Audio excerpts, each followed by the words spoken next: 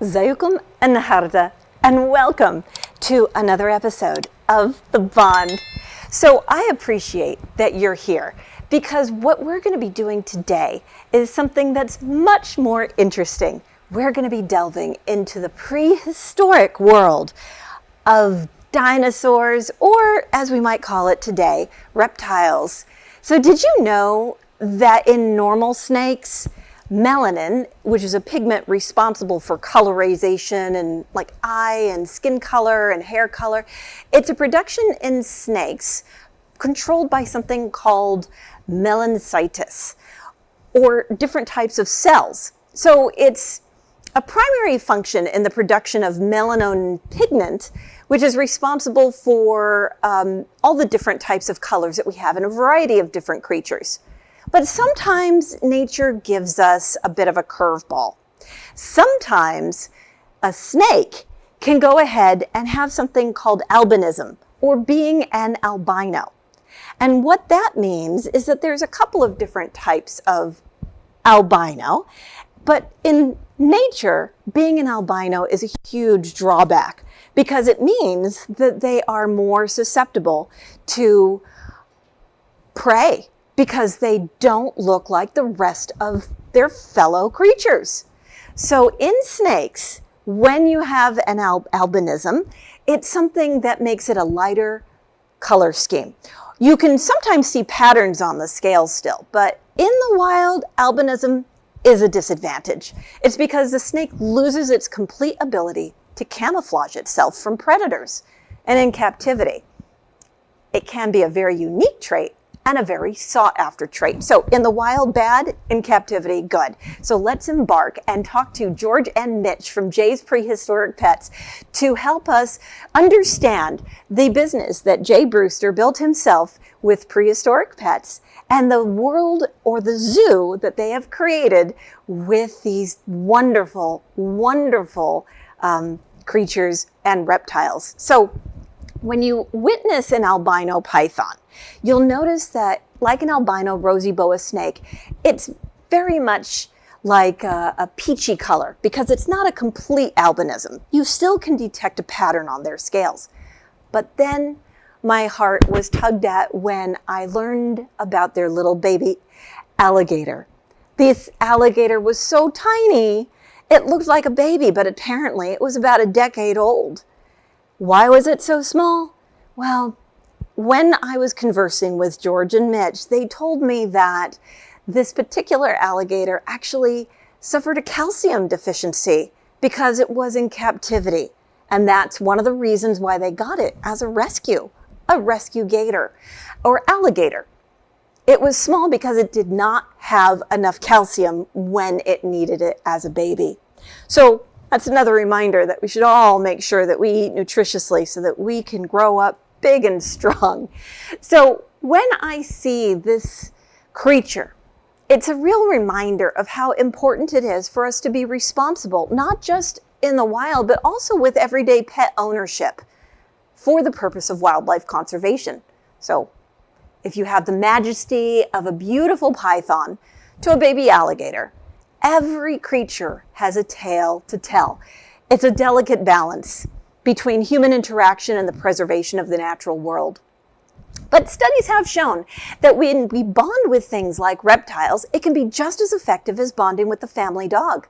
They've actually even developed a model to predict snake bites in different locations. AI, or AAI, actually stands for Animal Assisted Interventions. And this is a form of therapy where human stress levels are actually reduced by the presence or bond that's made with an animal, or sometimes a reptile. Another set of researchers actually also found that participants who interacted with animals actually reported feeling much more relaxed and less stressed than participants who did not interact with reptiles.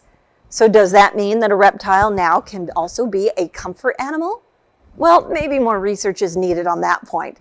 But every reptile actually has its own way of discussing and sharing and communicating and building that trust with another person.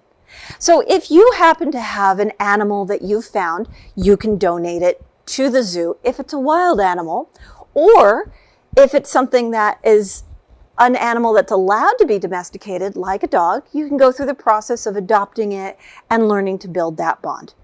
But with reptiles, it's a little different because they don't have the same verbal or nonverbal communications. The only way to build a bond with a reptile is through trust. Even tarantulas, they're these gentle giant spiders, and they actually also are very useful for keeping the insect population in check. They eat things like roaches and crickets and beetles and other things that we may not want to deal with. And they themselves also become food for birds and lizards and even pythons. Pythons, for example, can range in size from 2 to 33 feet, and that's about 10 meters in length. They can get up to 550 pounds, which is 220 kilos. So we have something called a reticulated python, which means that it can reach up to 32 feet or 9.7 meters. And we also have a green anaconda, which can also be about 30 feet long. That's about 9 meters in length. And they can get up to 550 pounds. So George and Mitch have a passion for these reptiles. And it was really interesting how much that they emphasized how important conservationship is, and how it's really important that even if you are an owner of a domesticated or a rosy boa snake, something that you're allowed to have, that you need to still be a responsible owner. Feed it properly, treat it well. But let's go ahead and see all of the wisdom that Mitch and George have to share with us.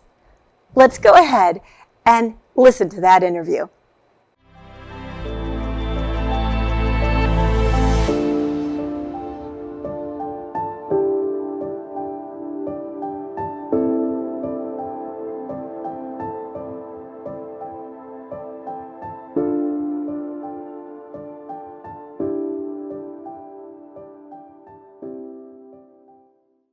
We're here today with Jay's Prehistoric Pets, and I've got with me Mitch and George. So thank you, George. Mitch, I've got to say, this bright sunshine yellow constrictor, tell me a little bit about him. Well, this is the smallest snake on the world. No, I'm totally kidding.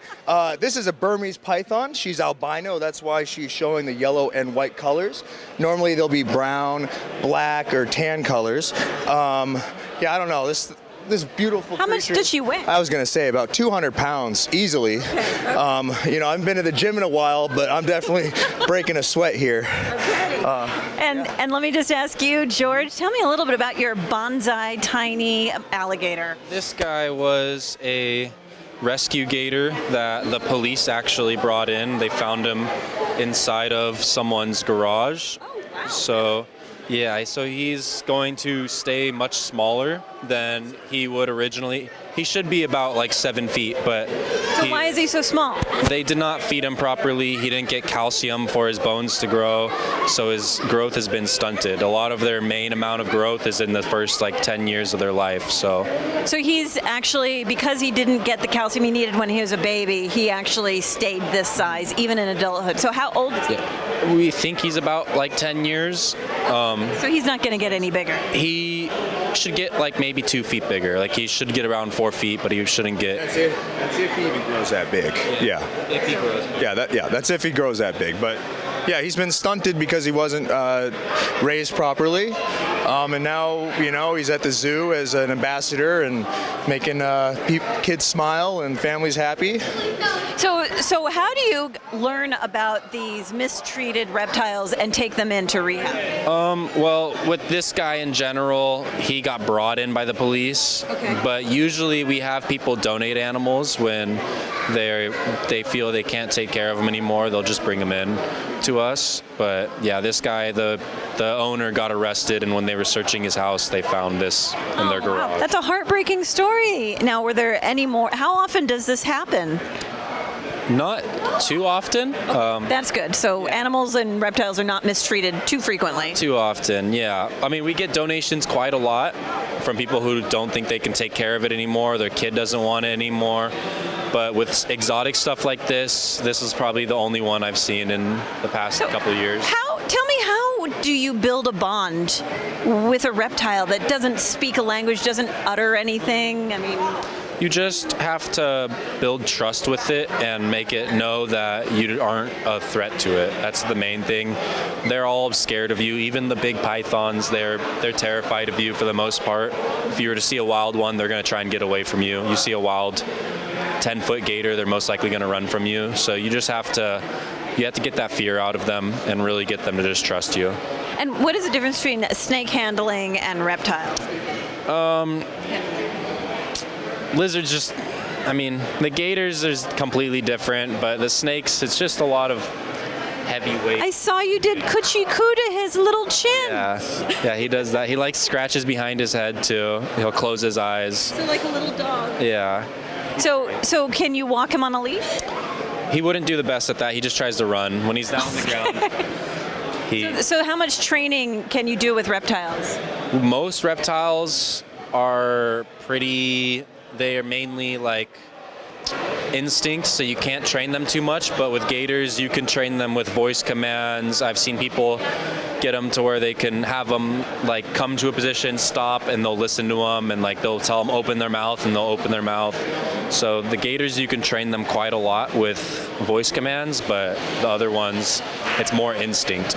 They just react. So what would be your suggestion if somebody wanted to go ahead and build a bond with one of these reptiles or snakes? How would they do that? Usually food. With the gators, at least, you need a lot of food. Snakes, it's just handling and getting them used to you. And lizards, it's a lot of handling. But Okay, so can you tell me what sort of relationship you have with the spiders? you can. I stay away from them. I can see that. Thank you, Mitch. Other than this one, this is a tarantula. Tarantulas tend to be very chill, relaxed spiders. And hairy. And very hairy, yes. I'm sure George has a little more information on tarantulas than I do, right? So tarantulas, they usually will not bite as long as you are gentle with them and you just let them walk. So they just think they're on the ground or on the surface, not on you. But Can he be a designer one? A couture spider? there are nicer ones that are more colorful, but tarantulas are just, all I really know about them is that the females are much more desired. They live longer. The females live 20 to 25 years, so it can be an actual pretty long dedication to own It it. looks like Mitch is getting a tarantula facial. I'm trying to break And he's also getting a massage with this. getting it all good here. Well, now what kind of a snake is this? This is a rosy boa. Now, why is he orange and cream? I believe because it's an albino, just like that big Burmese python you were holding. So tell me about the color pigmentation. Why is it that only yellows show? Albinism, with snakes, most of the time it'll show up as a yellow, red, or orange pigmentation. It's basically like, it's just the way that their patterns up with the albino gene. So you'll see more of those yellow colors, like your Ferrari you're talking. Now, are any of these animals used in like pictures or Hollywood pictures? All the time. Some of them, yeah. How do you train them, or how do you get them used to a busy set? I think since they're in the zoo with a lot of people around, usually, that they're already kind of used to that. But I think it really just takes like a specific animal. There's probably just one that's more calm and more worked with people than others that they bring. Do you think a reptile can train another reptile? Like if one learns a skill, will they train another one if you bring them into their pen? It depends on the species. It depends on the intelligent level of the species. It depends on where they're from. It depends on if it's a communal species. If it's a lizard like a chameleon, like on that wall right there, you can see that chameleon. Sorry. We need our audience to hear you. I know. Then that's more of a solitary animal. The chameleon. Yes, there are like the iguanas who do like to be in groups at a time. And some even have like hierarchies where there's like an alpha male and he's got his ladies and all that fun stuff. So I won't ask those questions. Too, yeah. So tell me a little bit more about the behavioral structure of a gator, of a bunch of gators together. What is that called? Is that called a... I don't know if Like you have a clutch of eggs? word or But like a pack of gators, but Or hierarchy. clutch of gators or hierarchy Usually of gators. the gators are- Does anybody know what a gator group is? No. No. I'm not too sure. Okay, we'll figure that out later and maybe put it on the screen. But I know that the gators are much more likely to be together and males next to each other and multiple females. The Do they mate for life? sometimes I believe the female will stay around with one male if possible, but they will fight with other males, and if that one passes away, then they'll switch. But with crocodiles, it's usually one male and a ton of females around him, no other males in the area. Gators are more communal and fine with each other. So that's the primary difference between alligators are more communal and crocodiles are more bad boy? Yeah, with their behavior, at least that's the primary difference. Crocodiles are much bigger usually, and at least with the saltwater crocodiles and the Nile crocodiles, they're going to be actually trying to eat people. Gators don't necessarily Eat people? They do every once in a while, but they don't necessarily hunt them. It's like an opportunity thing, like a gator that's been being fed by people, and then it just grabs someone. Of course. The crocodiles will actually hunt people and try to get them. But So can you tell me a little bit more about what we have going on in some of these cages? It looks like you have another albino, so I'm guessing you have you've got a lizard here. I don't know if that's an iguana. He seems to be hiding. Is that he's a frilled dragon. So a frill dragon? Now tell me about that. they're from Australia and Indonesia. They have when they open up their mouth, they have a frill that opens up, kind of like the dinosaur from Jurassic Park, and the one that spits venom. A raptor? Okay. They don't spit venom in real life, but they do have that frill. That's what that dinosaur was inspired off of. Okay, and can you tell me about this spotted Down there is, constrictor? yes, that is a reticulated python. That's what Jay, Reticulated python? yeah. What that is? Reticulated is the main or the natural pattern that they have. That's obviously not their natural pattern. That's through about 30 years of breeding them and getting different genetics out of them and combining those genetics to make it look like this. But that's basically what Jay focuses on mainly, is breeding reticulated pythons and making new ones that look like this. Really. So having really unique patterns so that you wouldn't find anywhere else. Okay. Not Okay. nature at all. Okay, and then it looks like you have a turtle over here. So can you tell me a little bit about your turtle? First of all, how old? Is it a turtle? Is it a tortoise? Oh yeah, it's a tortoise. So yeah, so this is a radiated tortoise. They are native to Madagascar. That's my favorite place on the planet, where they have the craziest reptiles. Okay. See like their pattern and their structure Really nice. and everything. Can we put it on the ground? Can you guys see it on the camera on the ground here? Let them walk around. Anyway, so yes, this is a radiated tortoise native to Madagascar. They can live up to, I think they have it recorded 180 years. That's the oldest. And how old is this They one? have recorded. How old is this one? I have no idea. He probably 40. Yeah. 40 years old. 40 years old, given on the size, yes.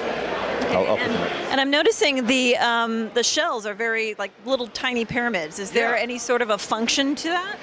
Not necessarily. Each different type of tortoise has a different shell structure. Normally, with most of your tortoises, they are usually very smooth, but the radiated tortoise has these awesome spikes and these awesome designs on the back. Yeah, I was noticing that. Yeah. So tell me about how these creatures are endangered. Oh, I'll tell you right now. As you can see, the shell is very beautiful. Poaching is what makes these endangered. Really? So You'll see native people in Madagascar collecting these by the thousands, tying their legs up, putting the shells in bags, and then shipping them off somewhere, and then they kill the creature? pretty much. The shell? Pretty much. But isn't there a way of manufacturing something like this synthetically? Yeah, 3D printers. Okay, yeah, so they don't need to do No, that. don't need to. Okay, so what is a unique feature about the behavior of this? Of a tortoise. Well, in general, they have a really good self-defense mechanism. They can go into their shell and hide from any predator. Also, I don't know. Let's see. What else? What makes a tortoise is that they're mainly vegetarians. Oh, okay. So they have a wide variety of things they can eat in the wild because normally there's vegetation everywhere, especially in Madagascar. Would they eat tree bark? If they were very hungry, I'd say yes, maybe tree bark, maybe. Okay. And how do you know how far they can see, or do they see in the dark, or is there anything unique about their vision? Bad vision. They have bad? I think they have bad vision. I think they rely mainly on their sense of smell. Like if you can even look at him right now, he's sniffing. You can probably even hear it in the mic. Put the mic up to him, you can hear it. Do you want to say something to our audience? Yeah? oh, the interview made. Come on out and have a chat. There have you a go. chat. You want to have a chat? Aw, he's a beautiful creature. He's camera really shy. beautiful. Really beautiful. Well, I want to say thank you so much, gentlemen, for spending the time and explaining what you've brought here today and what's unique about it. And I just want to ask one last thing of each of you. If you were to give advice to somebody who is in the city that wanted to learn how to bond with nature, what would be the benefit of doing that, and how would they go about it? Can I ask you to answer that? And then I'd also like to ask you to answer it with your perspective. Well, I think nature in general is one of the most grounding things for a human to do because we're all from nature, you know.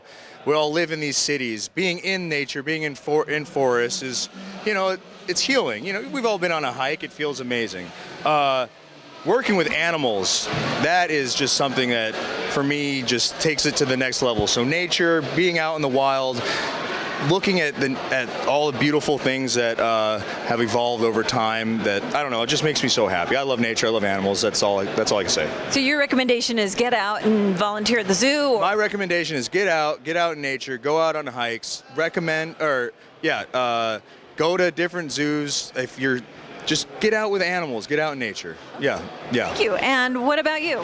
About the same thing, just go out to... You can't say ditto. You can't do that. You can't say ditto to what Mitch said. Oh, okay. You have to come up with something else. I'm trying to think. Okay, so what would be your tip to someone about why it's beneficial to get in with nature? Or how they could do that? What would be your recommendation? How would you engage someone who's a city slicker? It's beneficial just because of, city life and just life in general is pretty stressful. So getting out in nature can really take a lot off your shoulders and just kind of give you that time to relax and kind of think about things. But yeah, my main recommendation on what to do would just be hikes or going to the beach and fishing and stuff like that, because I like to actually really interact with animals. So if I'm going on a hike, I'm looking for snakes, and if I go to the beach, I'm going to be looking for stuff too, or trying to fish or something. And then you bring them back to Jay's prehistoric pets? No, but if we could, we would, but Okay. We're not allowed to. Well, thank you, Mitch. Thank you, George. Thank you so much for taking the time. This has been another walk and another lesson in how to bond with nature. Thanks. We'll see you next time.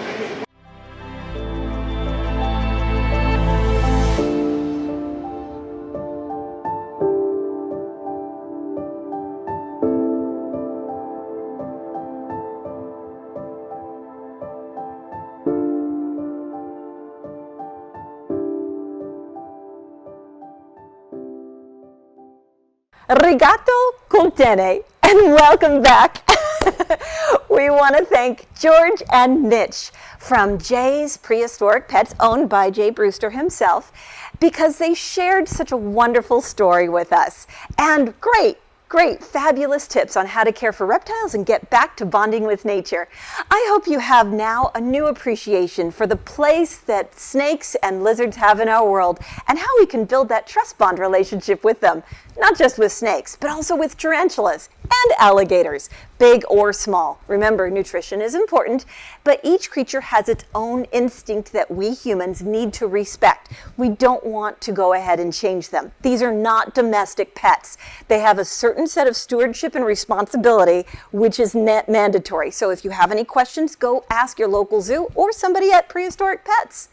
I actually adored how that albino python snake was as yellow as an Italian sports car. And it broke my heart to learn of the mistreatment of that alligator and how they really need calcium, which I think means chewing bones. But I want to urge you to cherish and protect the wonders of nature. This planet is the only one we have, and we want to protect it for generations to come. So may you bond, and may nature continue to inspire and uplift you. And remember, nurture nature to make connections better with the people in your life and make life truly extraordinary, from humans to wildlife. And until then, until we bond again.